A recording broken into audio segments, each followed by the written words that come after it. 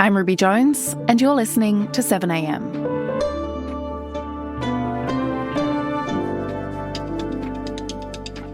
Negotiators at this year's Global Climate Summit in Brazil almost didn't reach a deal. But when they did, the watered-down pledge left many countries reeling. While the agreement boosts finance for poorer nations experiencing the worst of global warming, it fails to even mention the fossil fuels driving it.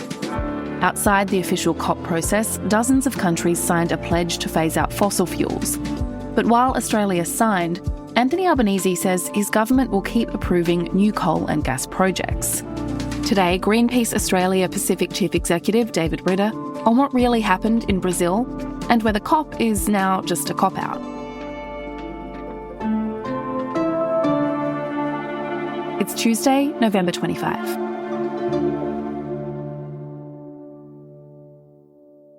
So, David, you just got back from Brazil and you were there in Belém for COP30. So, first of all, what was it like to be there on the ground as all of these countries were coming together negotiating their next steps on climate action? Look, it's an absolutely extraordinary experience. The venue itself is vast. There are thousands of people from literally just about every country in the world. There's an atmosphere that sort of veers between the electric and the frustrated, the bored and the highly emotional. We are tired of false solutions. We are tired of corporate capture of the system. And then, of course, there's all of the energy that's outside the actual venue, that's on the streets, that's just circulating around this, remarkable global event, really.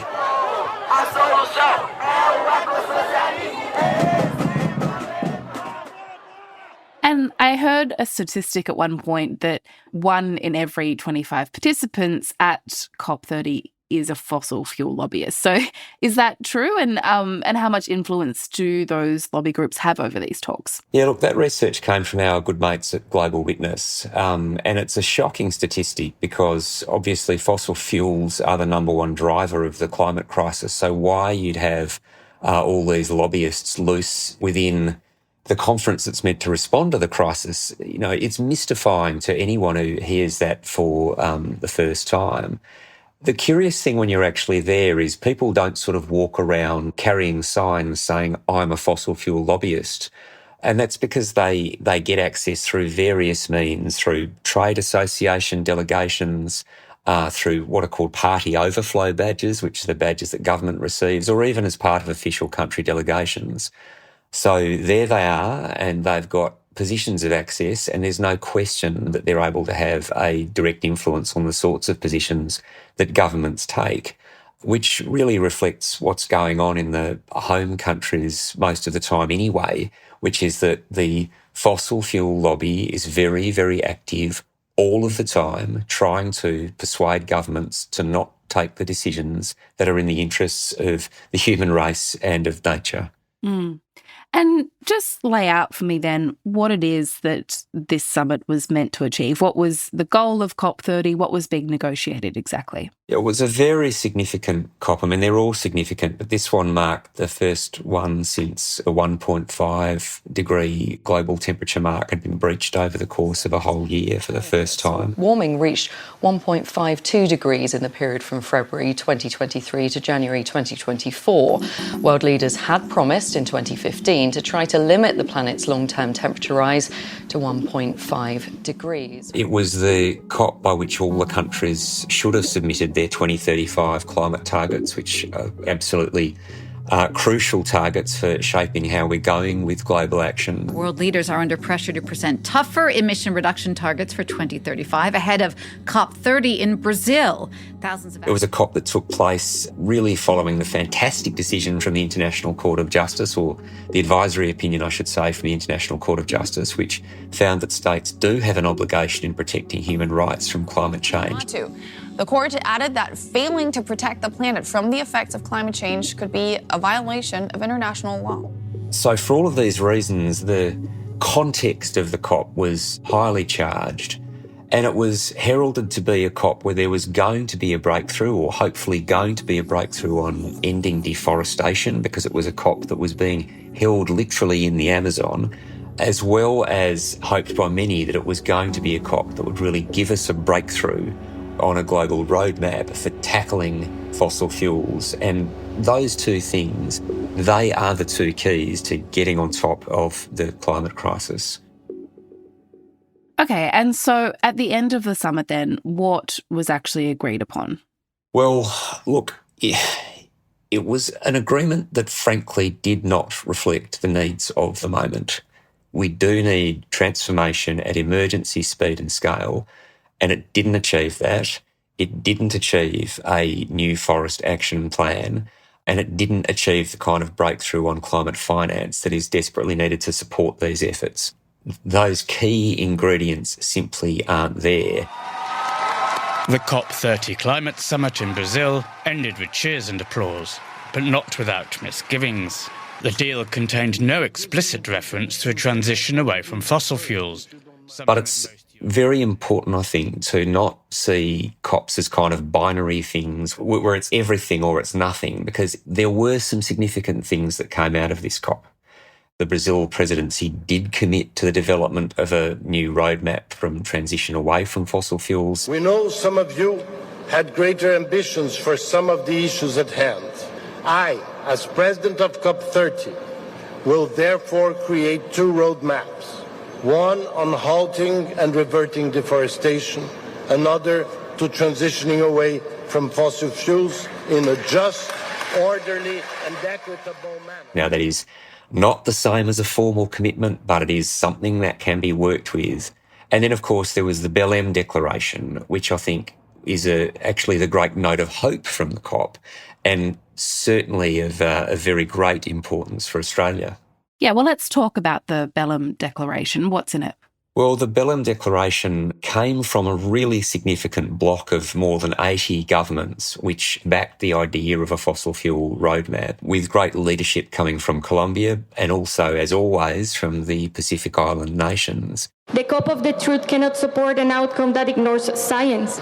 There is no mitigation if we cannot discuss transitioning away from fossil fuels. This is something we want to do in response to the lack of a roadmap coming out of Belém. We were expecting.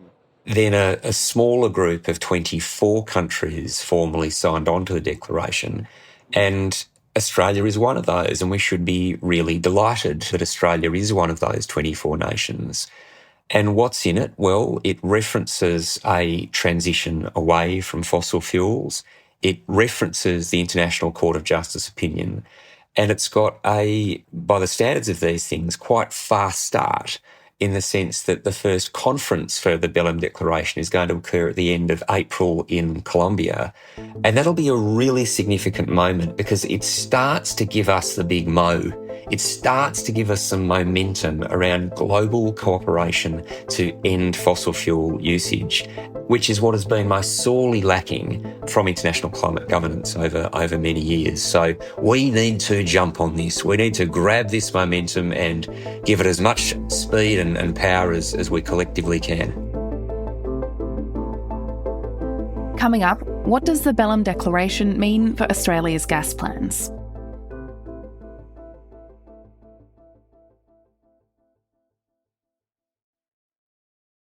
Prime Minister, overnight Australia has signed up to the Belém Declaration on the transition away from fossil fuels. I was wondering how that kind of fits with the government's future gas strategy, which states that natural gas will be needed to 2050 and beyond, a fossil fuel. Well, it is needed. It's a part of the transition which is occurring. What you need to back up renewables is firming capacity. That's what's enabled. So, as you say, Australia signed the Belém Declaration, but almost immediately afterwards, Anthony Albanese told journalists that Australia planned to continue to develop new fossil fuel projects. So, does this declaration, does it mean anything? Well, look, I've had a look at the Prime Minister's remarks, and they're a sort of strangely equivocal kind of have your cake and eat it too set of remarks. I think it's still sinking in to governments all over the world that things have to change. Now, what we have seen already in Australia is a scale of change that some people would have said was unimaginable even as much as a decade or 2 decades ago in terms of the uptake of renewables, the rapid wind down of coal, we are going to have to see a similar jump in speed and ambition going forward.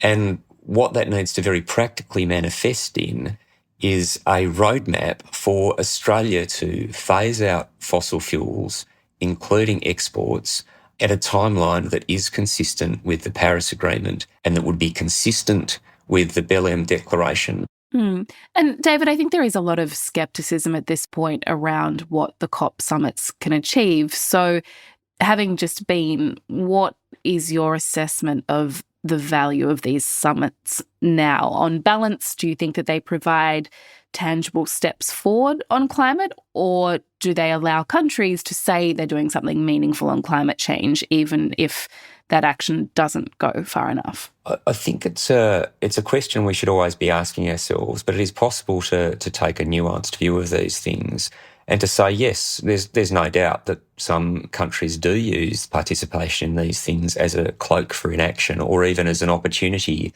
to frustrate action.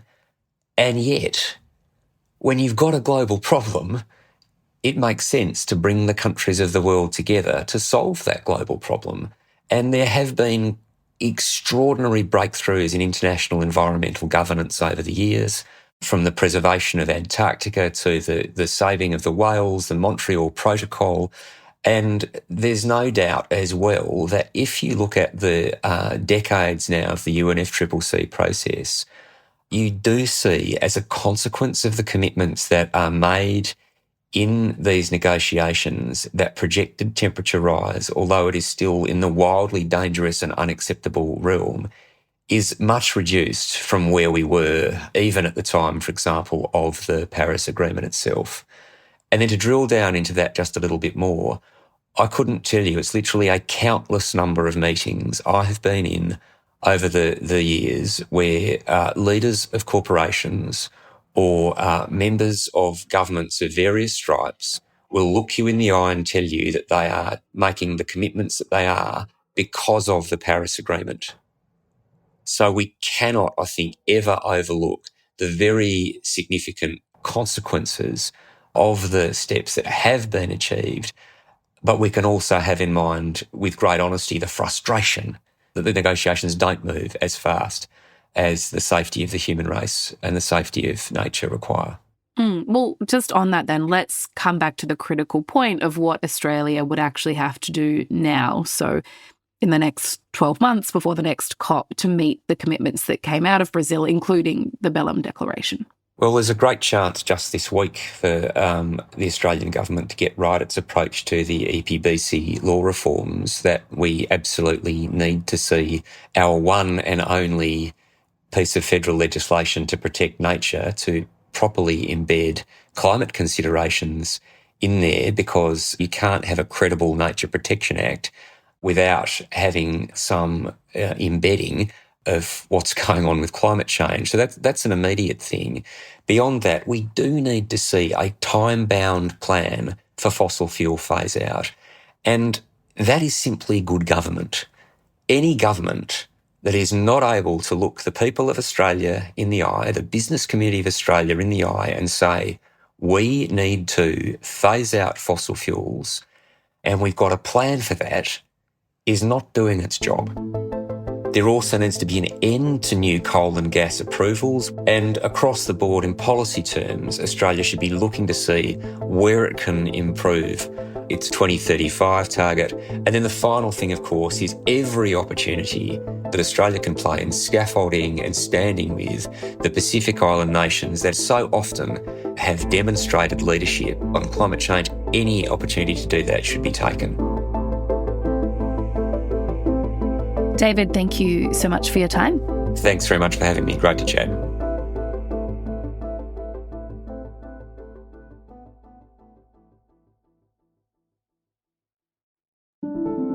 Also in the news, people who send deepfakes of another person without their consent could face fines of up to $165,000 under a new bill introduced to the Senate by Independent Senator David Pocock.